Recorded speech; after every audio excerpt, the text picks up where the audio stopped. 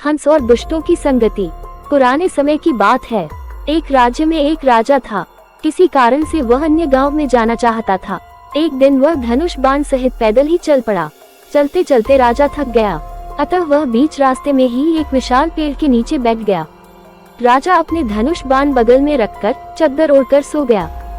थोड़ी ही देर में उसे गहरी नींद लग गई। उसी पेड़ की खाली डाली पर एक कौवा बैठा था। उसने नीचे सोए हुए राजा पर बीट कर दी। बीट से राजा की चादर गंदी हो गई थी। राजा खर्राटे ले रहा था। उसे पता नहीं चला कि उसकी चादर खराब हो गई है। कुछ समय के पश्चात कौवा वहां से उड़कर चला गया और थोड़ी ही देर में एक हंस उड़ता हुआ आया। हंस उसी डाली पर और उसी जगह पर बैठा जहां पहले वह कौवा बैठा हुआ था। अब अचानक राजा की नींद खुली। उठते ही जब उसने अपनी चादर देखी तो वह बीच से गंदी हो चुकी थी। राजा स्वभाव से बड़ा क्रोधी था। उसकी नजर ऊपर वाली डाली पर गई जहां हंस बैठा हुआ था।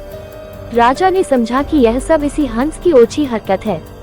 किसी ने मेरी चादर गंदी की है। क्रोधी राजा ने आव देखा न ताव, ऊपर बैठे हंस को अपना तीखा बाण चलाकर उसे घायल कर दिया। हंस बेचारा घायल होकर नीचे गिर पड़ा और तड़पने लगा। वह तड़पते हुए राजा से कहने लगा, अहम काको हतो राजन, हंसहन निर्मला जल, दुष्ट स्थान प्रभावेन, जातु जन निरर्थक। अर्थात हे राजन, मैंने ऐसा कौन सा अपराध किया, तुमने मुझे अपने तीखे बाणों का निशाना बनाया है। मैं तो निर्मल जल में रहने वाला प्राणी हूँ। ईश्वर की कैसी लीला है। सिर्फ एक बार कोई जैसे दुष्ट प्राणी की जगह पर बैठने मात्र से ही व्यर्थ में मेरे प्राण चले जा रहे हैं, फिर दुष्टों के साथ सदा रहने वालों का क्या हाल होता होगा।